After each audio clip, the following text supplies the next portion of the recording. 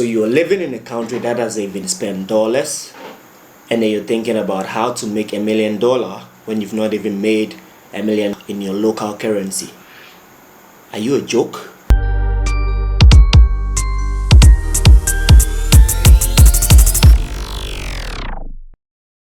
What's up, guys? This is KOJOFOREX, aka GBP Legend, aka Market Sniper, aka King of Blues. In this video, I'm going to be showing you or telling you guys about how I made my first 100,000 Ghana Cedis from trading. You guys know I've been doing it. I'm the realest trader you can ever come across. I always put it out as it is for you guys, right? I make things extremely simple and then let you guys face reality as much as possible, because I'm not trying to like bullshit you guys, sell you guys dreams, make you have that trader millionaire personality perspective sort of, right, that is being sold across all social media, YouTube, Instagram, Facebook, everything. Everybody telling you you can make $1 million from trading, you can do this from trading, you can do that from trading, living that private jet lifestyle and stuff like that, right? You guys must understand that everything takes time.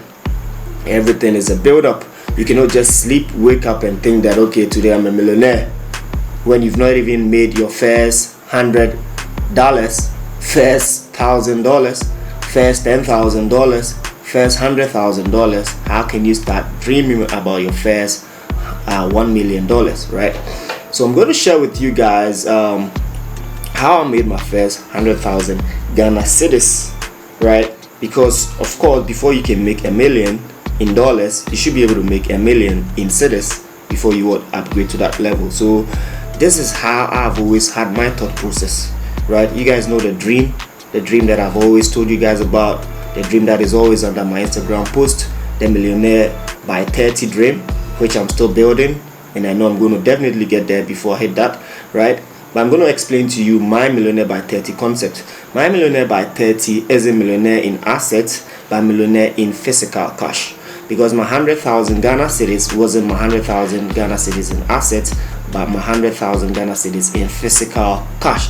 If it was to be 100,000 Cedis in assets, I probably see I'd achieved that so many years ago. Because if I put my assets together, what I own by the age of even 22, 23, they could obviously add up to about 100,000.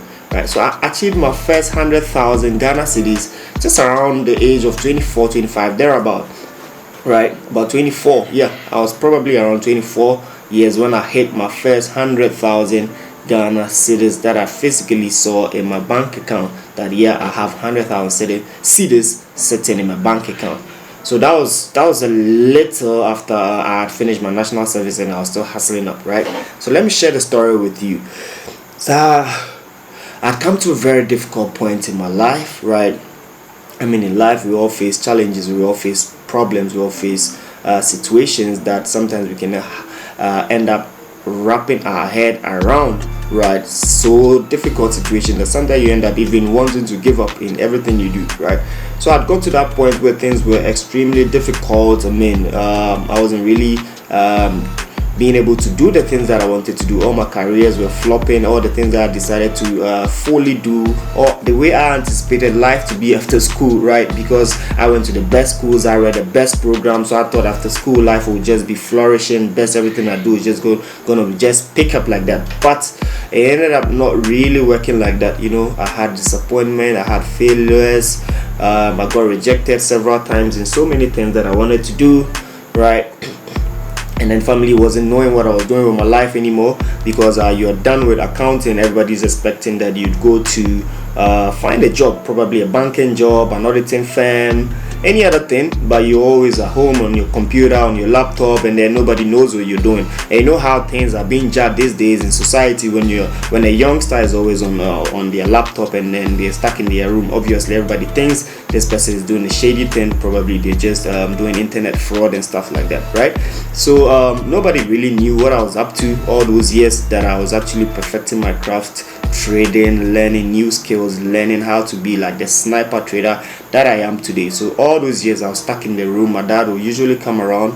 I wasn't living with him, I was living by myself anyway, and he would come visit me and he talked through with me like, what are you doing in your life, what do you want to do, what are your plans, how are you seeing things after school, right? So quite recently he talks to me and then he tells me how he used to feel extremely sad for me, right, thinking about the fact that I went to the best school, I had a good grade after school, I read best program, but I'm not able to put my life together, and then how am I going to even survive? He never really wanted any of his kids to be wayward, right? My dad is a very responsible man and I love him so much for how he took priority in my education, right? So let me not drift from how I made my first 100,000 Ghana Cedis.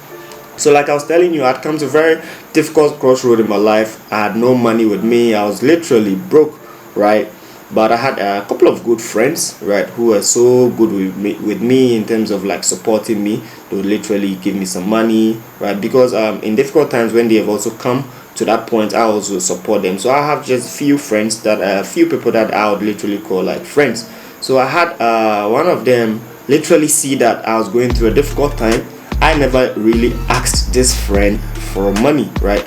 And I so much gave like reverend to this friend because he helped me in a very difficult moment when he even didn't know the change he had done in my life. So I had done some couple of businesses with him though, right, previously, and I mean during those times we had a car, right? I had my first car, and then that first car was somehow linked with him because of the way in manner in which I worked hard with him to get the money to purchase that first car. And then when we also got to a very crossroad in our life, we basically decided to sell that car off somewhat later, right? So it was in plans that we're going to sell that car probably to just get our lives together and stuff like that, but this friend actually had money, so he wasn't so much pressed with selling the car as much as maybe I would have, right? So he just watched one or two instances in my life and I realized that I had come to a very difficult moment in my life. So he was like, Kojo, would you mind that I give you a 3,000 Ghana Cedis, maybe just for keeps, just fend for yourself and do what you can do with it, and maybe later in the year if we're able to sell the car, you can just pay me back. I'm like, okay, that would be awesome. I mean, that's thoughtful of a best friend, right? That's a very thoughtful support from a best friend, even though I didn't actually walk up to you to ask you. So I took this 3,000, and honestly guys, that was the only physical cash ever on me during those periods, right? That 3,000 was all the money I had left. So I had that 3,000, and then I was asking myself, now I have 3,000. I've come to a very difficult crossroad in my life. 3,000 Ghana, literally Ghana Cedis. What am I going to do with these 3,000 Ghana Cedis? Am I going to be spending it little by little until I get finished and hustle up and find different means of making other money, or probably live on that 3,000 until I'm able to get my hands on a job or anything like that? Mind you, I was still trading, right? I still had that trading skills, even though I didn't have like any reputable amount in my trading account. So I confronted one friend who's also very, very, very close. I'm like, look, I've got just 3,000 cedis left with me, and I'm confused what to do with it, whether to put it in my trading account and see what I can do with it, or just spend it and then see, spend it little by little till I'm able to figure out things for myself. Then this friend was like, yo Kojo, you've got the skills, you've got a trading skills, and then you know obviously that you're good than the average trader, you're just exceptional in your skills. Why not take the risk, right? Mind you, during those years I wasn't extremely confident in my skills though, even though like I had a peculiar way of picking up the market, and then my trading was just different, right? I still hadn't believed or extremely established that sustained confidence in my trading skills. So this friend really pushed me hard, encouraged me. I'm like, okay, fine, I'm going to take the risk, right? Eventually I decided that yes, I'm going to take the risk. Because why I said I'm going to take the risk is that obviously in trading, you know, you can do what? Go from 0 to 100 or 100 to 0. Because taking that risk meant that either I could literally double that money, quadruple it, whatever it is, or literally lose it and then go back to what is broke or square zero. So I took that risk. I'm like, I'm going to go all out with this. So I actually deposited the whole of the 3,000 Ghana Cedis into my trading account, which was a little about $500 or a little below $500 thereabout, right? So I put this money in my trading account. It was a Saturday, Sunday thereabout, and then I was anxious waiting for how market will open on Monday to see how things turn off from there, right? So yeah, basically then after everything, it boils down to now the money sitting in my trading account. So still with the story about how I made my 100,000 Ghana Cedis. So yeah, like I said, I didn't want to classify my 100,000, my first 100,000 in terms of asset, like okay, I have a car, I have this property, I have a laptop, I have this, I have that. No, I wanted to see that physical cash in my bank statement, in my bank account, right? So when that 3,000 Ghana Cedis was in my trading account, when I had that little over $500, right, equivalent to 3,000 in my trading account, next Monday when market had opened, I started actively trading. I wasn't even swing trading then, I was actively day trading. So I literally, my point of focus in terms of currency pair that I was trading much was the pound pairs. So I'd literally be trading GBP USD, trading GBP JPY, right? In the first day I made about 900 Ghana Cedis, right? So what I decided to do thereon, which is something I've shared subsequently on YouTube, on Instagram, right, tricks about how I accumulate money in the market, right, was I plan to treat that cash as a petty cash, right? Petty cash, if you know a little bit about accounting, then you know what I mean by petty cash. Petty cash is always refunded, right, or reimbursed, right? So if in accounting terms you have a petty cash of 10,000, anytime you spend that 10,000 to, let's say 8,000, 9,000, at the end of the accounting period you're supposed to get reimbursed to 10,000 for those petty expenses. But this time I was taking it in the reverse way, that anytime I have 3,000 as my buffer, anytime I make anything above the 3,000, at the end of the day I'm going to withdraw that cash and then save that cash in my bank account, right? So if in a day I made 2,000 Ghana Cedis, I'm going to withdraw that 2,000 as profit from the 3,000 and then directly deposit it into my bank account, right? And funny enough, the broker that allowed me to have that accessibility, because in this way then it means that I need a broker that allows for instant withdrawal, right? So I need a broker that would allow me to instantly deposit and instantly withdraw. And then Xness came in handy, right? You guys know that I've been using Xness for the past 6-7 years in my trading career. So yeah, they had that easy instant withdrawal. I'm going to leave the link to register with an Xness account in the description below. So if you want to also have an Xness account that would allow you to instantly deposit and withdraw money on the same day, you can also do that as well. Yeah, so back to that. So I decided that, like I was telling you, treat that account as a petty cash, where anytime I make any money, any profit, I'll easily withdraw it, save it in my bank account. So on the first day I made that 900 Cedis on top of the 3,000, I withdrew it, right? Subsequently I made another 1,000, I withdrew it, right? And then there are certain days where I'll take huge losses, maybe 1,000 loss, right? So when I take 1,000 loss, then it means that my capital comes back to 2,000 Ghana Cedis. What then it means is that I have to work that 2,000 back to 3,000 before any other money that is made on top of the 3,000, and I can now withdraw. So yeah, I would have little days where I'll be pulled back, and then I'll trade it back to 3,000. Then single days I'll make 2,000 Ghana Cedis on the 3,000. That will take my capital to 5,000, and I'll literally withdraw the 2,000, deposit it quickly into my bank account. So gradually I was building my bank account. I had my bank account grew from 2,000 to 5,000 to 10,000 to 20,000, right? So in that first month, we traded that 3,000. I made about 25,000 Ghana Cedis from the 3,000, right?